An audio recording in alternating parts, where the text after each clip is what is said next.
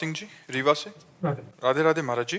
महाराज जी, क्या ग्रह नक्षत्रों का योग मनुष्य के जीवन के उतार चढ़ाव में व्यापक प्रभाव रखता है, और इसके अतिरिक्त क्या ग्रहों के गोचर के अनुरूप कार्य किए जाने चाहिए? अगर भगवान से हमारा लगाव नहीं हुआ, भगवान नाम जप नहीं कर रहे, भगवान की आराधना नहीं कर रहे, तो ग्रह नक्षत्र जो विपरीत हैं वो अपना प्रभाव दिखाएंगे। यदि हम भगवान का नाम जप कर रहे हैं तो कुछ नहीं। जानकी नाथ सहाय करें तब कौन बिगाड़ सके नर तेरो, जो पे कृष्ण चरण मन अर्पित तो करिया का नवग्रह रंक। यदि कृष्ण चरण में मन अर्पित है तो नवग्रह कुछ नहीं कर सकते।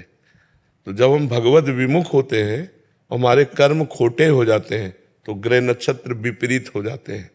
और जब हम भगवान के सन्मुख होते हैं, हमारे कर्म अच्छे होते हैं, तो विपरीत होते हुए भी हमारा मंगल करेंगे।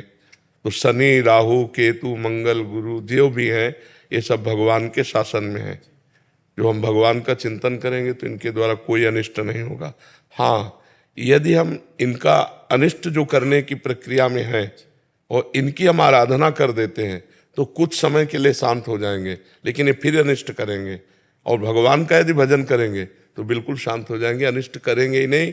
7.5 पे शनिचर बैठा हो, पाई भर आपका कुछ रुआ भी नहीं टूट सकता।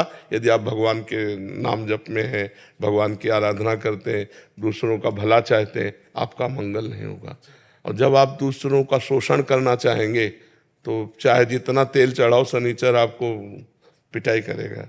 अरे तो भगवान की आराधना से समस्त ग्रह नक्षत्र देवी देवताओं के प्रकोप से बचा जा सकता है। यदि हम भगवान का नाम जप करें तो कोई भूत प्रेत हमें स्पर्श नहीं कर सकता। यदि भगवान का नाम जप कर रहे हैं, कोई हमारे ऊपर मारण, मोहन, वशीकरण, उच्चाटन किसी का प्रभाव नहीं पड़ सकता। तो सबसे बढ़िया मंगलमय बात है, न रुपया लगता है और न कोई परेशानी। राम राम, कृष्ण कृष्ण, राधा राधा, हरि हरि हर समय जपते रहो। इसीलिए सनक सनंदन सनातन सनत कुमार जी निरंतर जपते रहते हैं, हरि ही शरणम, हरि ही शरणम, हरि ही शरणम, हरि ही शरणम, हर समय जपते रहते हैं। तो हमको भी जपना चाहिए भगवान का नाम, भगवान का गुण, भगवान की कीर्तन, भगवान की आराधना, जिससे हमारे द्वारा जो अमंगल कार्य हुए हैं पीछे, वो हमको रौंदने के लिए तैयार होंगे। तो भगवान ही बचा सकते हैं, दूसरा कोई नहीं बचा सकता। जी। प्राचीश गोयल जी, राघव गोयल जी। श्री हरिवंश। श्री हरिवंश महाराज जी। महाराज जी, हम कैसे जान सकते हैं कि हम भक्ति पर चल रहे हैं, भगवान हमारी भक्ति को स्वीकार कर रहे हैं और वे हमारे साथ हैं? क्या पहली बात, हम कैसे जान सकते हैं कि हम भक्ति के मार्ग में चल रहे हैं? तो उसके लक्षण है भाई। जैसे आप इंटर में पढ़ते हो तो उसका विषय है ना, फिर आगे बढ़ते हो तो उसका विषय है। ऐसे भक्ति का प्रारंभिक से लेकर के भगवत प्राप्ति तक का विषय है।